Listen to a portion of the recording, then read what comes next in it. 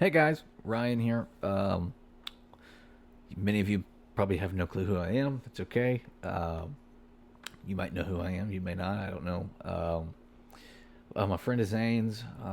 Know quite a few people in the ClearPath world, and um, have family. My sister, brother-in-law. You probably know him, Pastor Jordan and Andrea. Those are my family there. I've got quite a few other friends that I've grown up with in the church. So go way back with folks in the Clear Path world. And was talking to Zane the other day, and he told me, we were basically saying, "Hey, would you mind making a video?" Um, I've played guitar for nearly 30 years now. Probably 60, 70% of that has been professional at some point in way, shape, or form or the other. But he asked me to put a video together to talk about parts to play, chord progressions, ideas, concepts, ways to go about um, basically improvising a song. Let's say the worship leaders flowing into a song and you have no idea what it is, or worship set's done, you're sitting in the crowd and you get a tap on your shoulder. It's, hey, we're going to do an altar call. We're going to do XYZ song, whatever it is. You don't know it. All you know is the key, and that's about it. What do you do? Well, first thing I want to do to help you out here is kind of give you a way of thinking through the guitar neck, places that you can go with confidence, so to speak. A lot of times, what I see with musicians, especially guitar players, is if you don't know the song and you're trying to come up with a part, but you don't know all the notes on the guitar neck and you don't know where you're really going, you can sometimes just be guessing at notes.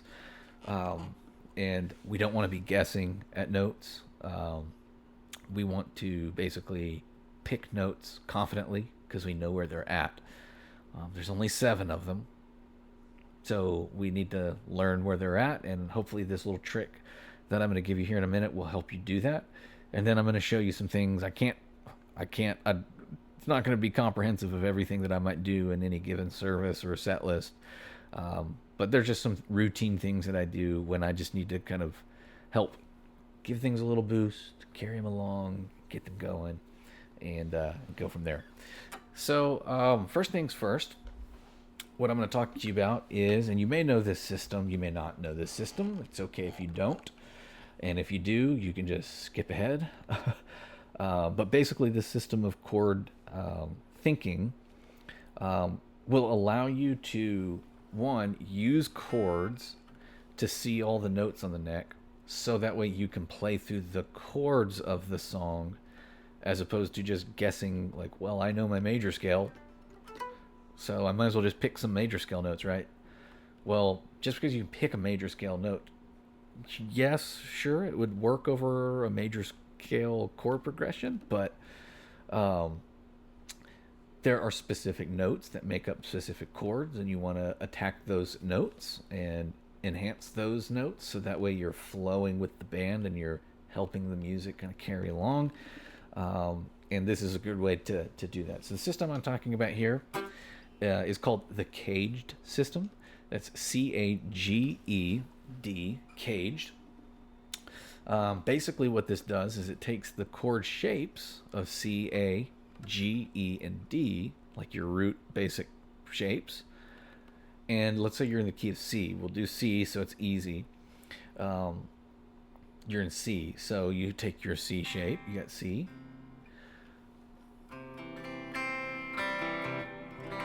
You got your A shape. You got your G shape, E shape, and D shape. So now you're in the key of C. You can go C. Let's take that A shape. And you've got your A shape C chord. Now you take your G shape,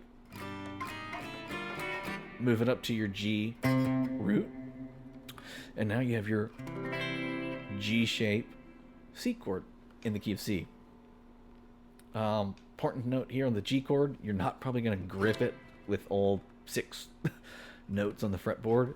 it makes more sense on this one to break it into components. And then you have your E chord, or your E shape. Now you got your C chord in your E shape. So now we've got C, A, G, E. Last one here to go is D.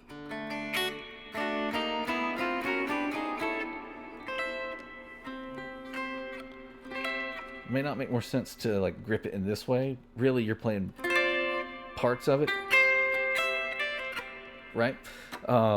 As you kind of go through and you start coming up with parts. So why is this important? Well, it's because if you know that a major chord is built with a root note, a major third, and a fifth, then I know that I have a root, a major third, and a fifth, a root, a third, a major fifth,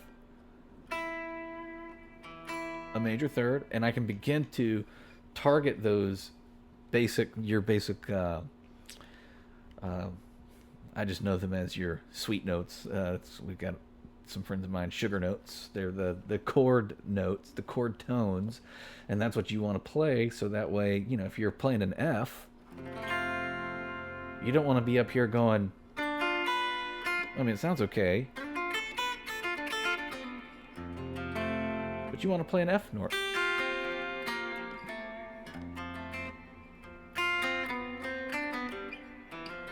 Right? So it helps you to understand the chords,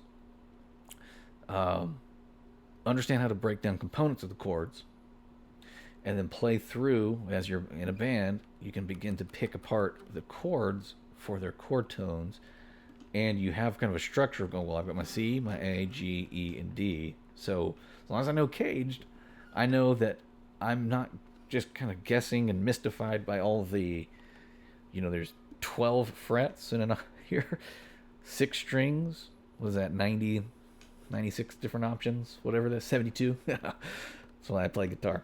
Anyways, so that's really, really helpful to begin to think of parts. Now, the reason I say that is because everyone I play with, we communicate in this language.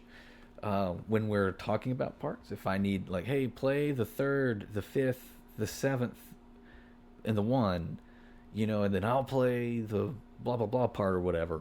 Like, that's how we're talking about it when we're discussing parts and we're communicating, on the fly. Let's say in a rehearsal or before we go live, and talk back or what have you. We're talking through those kinds of intervals of the chords and those intervals of the scale to make sure we kind of know where we're all mapping. So spend time with that. That is probably a really bad way of explaining the cage system.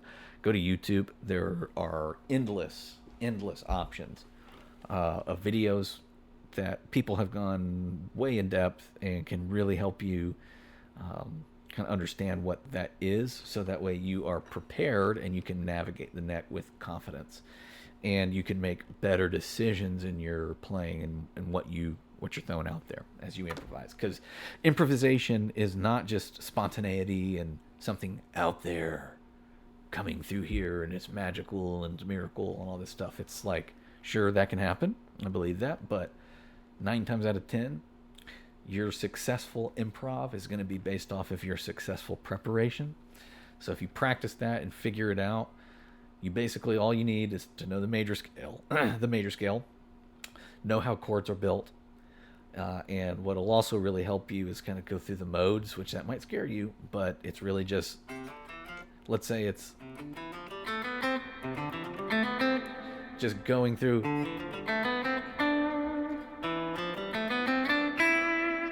and you're just going through the different chord tones in the scale, or points, intervals in the scale. So go to YouTube, do that much better than I can do, but that is super, super helpful. Now, if we're playing live and I'm trying to come up with a part, let's say I'm E2 and I'm rhythm and I just need to hold down the fort.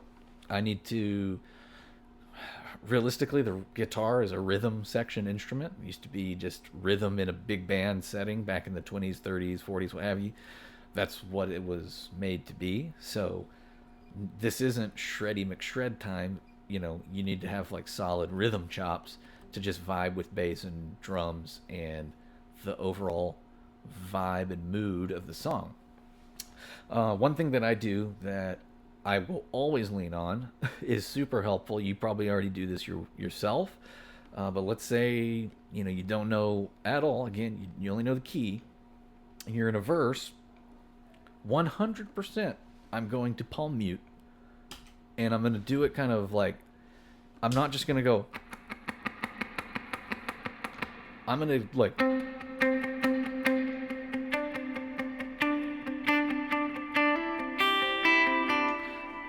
I'm going to try to play it in a way that fits with the groove of the song. So that way I just kind of meld into the milieu of everything that's going on with the band. Best way to just kind of get into that is, again, go to your root note. Here's your C note. We're in the key of C today.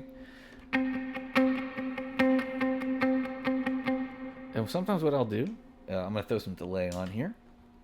I'll kind of just swing it up to the 4 and the 3. And the reason why is because I'm outlining a sus4 chord. Because I'm going.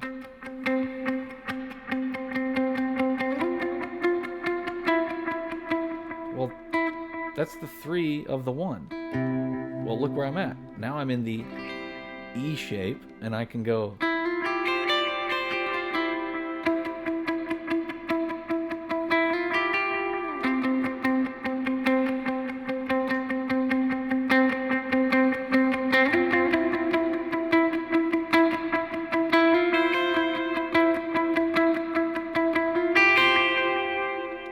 And from here, I can even slide this up into the D shape, right? And keep playing through the chords.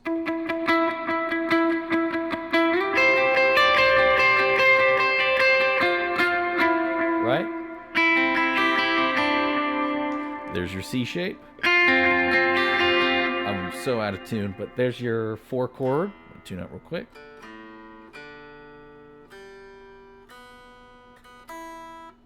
Well, that says I'm good. Whatever. Probably just need to get a setup. So that's number one. Just one thing that you might be able to do is sit down and there's an app that I like to use sometimes. It's called AeroPad, and you can pick a key, click go, and it will just play a pad for eternity. Like, it doesn't stop. It just loops pad. And I think it kind of uses AI maybe to generate like movement and stuff, so it's not just like holding a note. But let's say you can just go push F sharp and then go play an F sharp and start just messing around with concepts and go.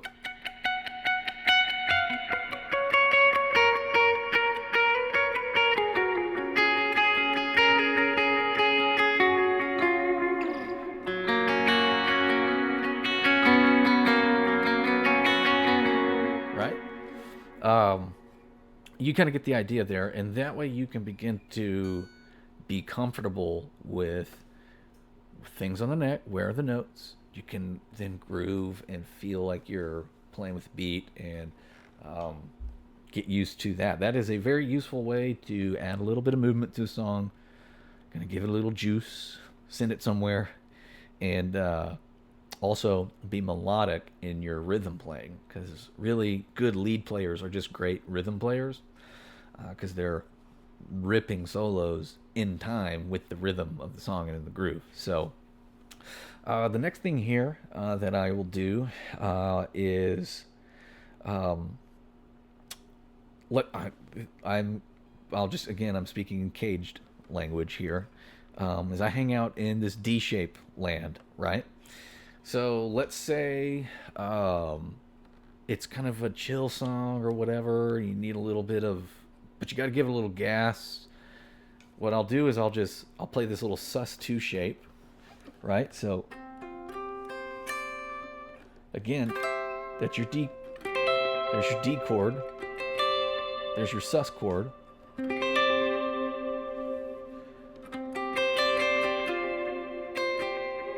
And I'll just do this. Let's say the drums build in and you just give this a big diamond on the one. Right, drums are in the background. And then you can go, that's just coming up here and adding the, I don't want to confuse you if you don't know extensions. It's basically the ninth of the one, because you got your major third in there. But just for sake here, you're just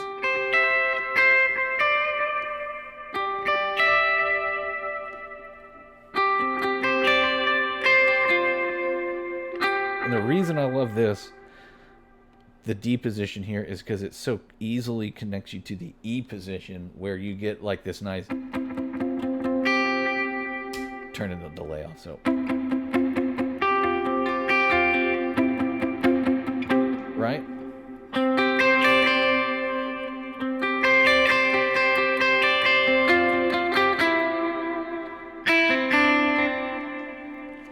So that's something that I'll do a lot, is add a little grit. Hopefully this overdrive doesn't blow our ears out. I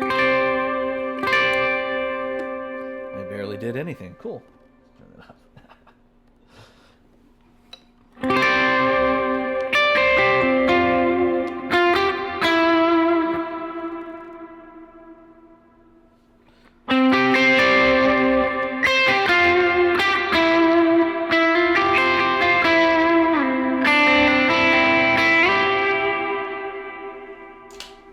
So this D position is great. It gives you really nuanced chord voices, really interesting sound.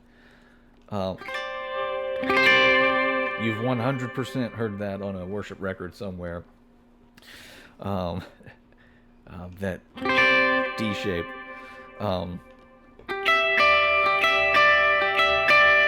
Those kinds of things. And you can arpeggiate through those.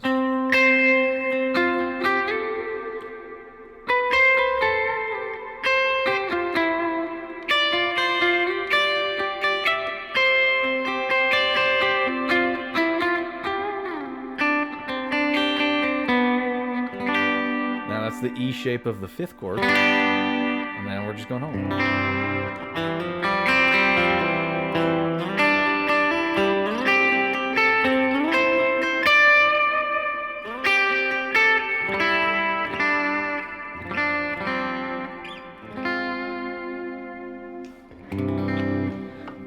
So those are a couple things that I'll do if I'm sometimes, if like especially this stuff, I'll do that if I'm lead. I'll do that if I'm E2. It just kind of adds a little extra sauce. The other thing that I like to do is I come into this G position, and I'll bar this. It's kind of borrowing from the A shape, because it has this little stretch of notes here, the 5, the 1, and the 3. So I'll do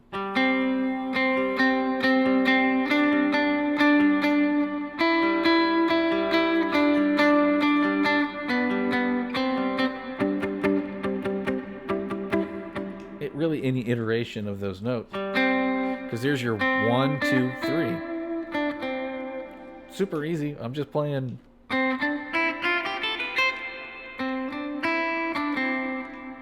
So the first 3 notes on literally the most simple melody, but it's a very practical way of. I'm gonna slow the BPM down here. Let's go 65. Right?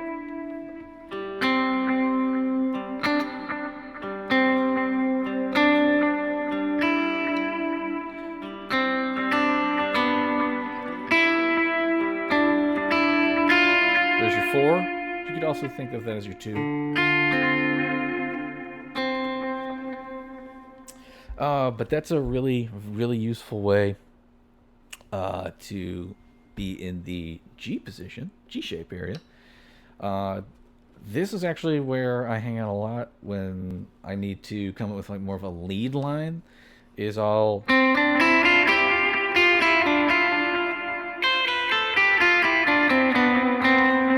right?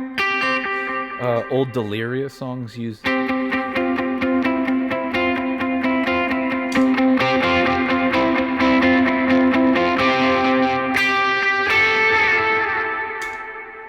Sorry, I'm using this plug-in from Universal Audio, and it's cool.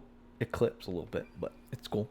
Uh, so it's not quite what I'm normally playing through, but um, regardless, that's also very useful. Let's say most chord progressions are 1, 4, 5, 6, some iteration or combination of those. You can very easily get those chords here in this G shape. So here's your 1. I'm just playing.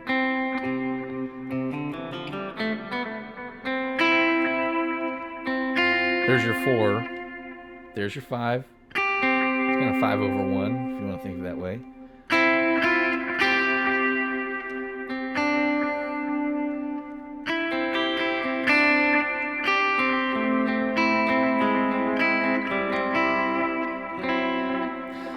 But you can start going. And remember that D shape up here of the 1? Well, you can do that of the 4 too. Just if it's the 4, you got to remember that sharp 4 of the from F or the 4. So there's your sharp 4. So you can go.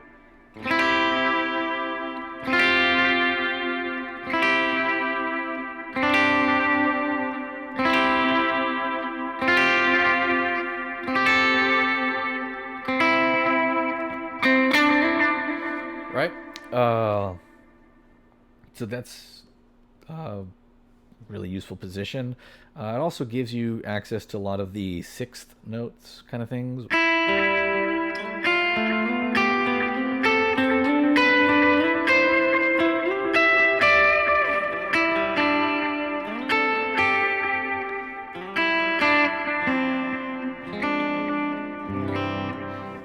In that area of the guitar neck. Other things that you can do. Let's say it's a chorus. Let's say it's a bigger song, and you don't know, but you're kind of going through. You got a good ear, and you're kind of figuring out the chords as you're trotting along. You can kind of just give it big.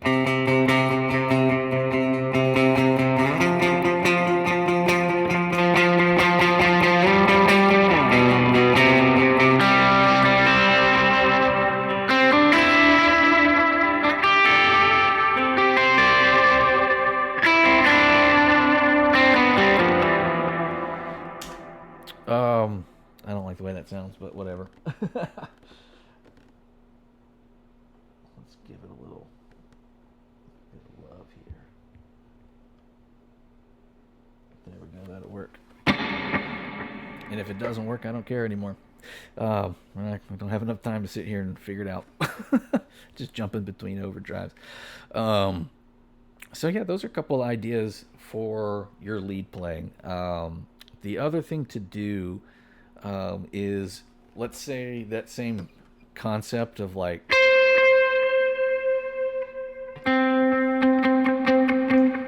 palm muting, you can come up here and play that off the D shape, or you're just an octave up here. But keep in mind your half steps in the chord, the scale. So you've got your 1, 4, and 5. Well, you need to know, like, I just hum these all the time. It's like you're I'm going home, right? Your 7, 1, or your. So that way you can kind of make your. Let's say you're playing a lead line.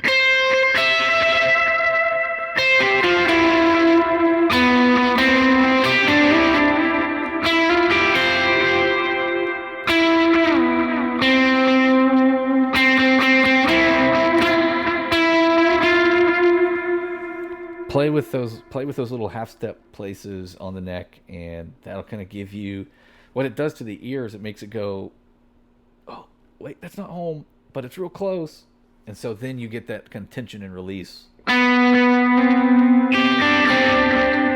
thing. Um, I think that's probably a good stopping point. There's so many other things that you could do. It all just really depends on your song that you're playing. Slide guitar is a big one if you don't know. Stick to your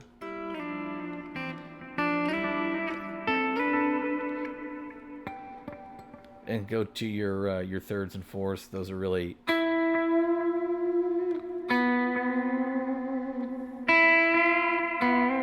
right. Um, but yeah, I don't know if you have any other questions or you have any other you want to sit down and learn more. I guess Zane, you can give my information away. Instagram, just reach out to me there is probably best. Um, and I'm happy to kind of talk through any questions that you have. There's so much to it that I don't want to just bombard you with a bunch of crazy information. Really, you got to sit down and practice, learn your scale.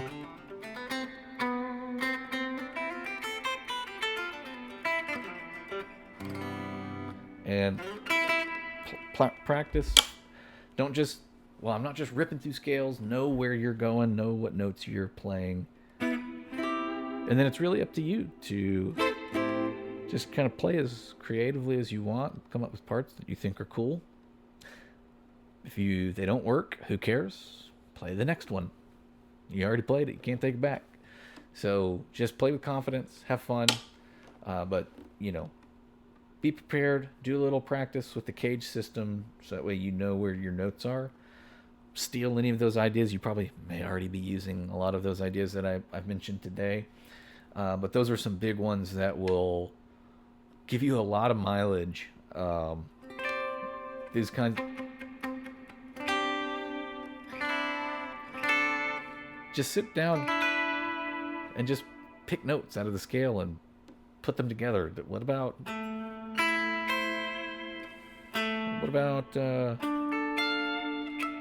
well,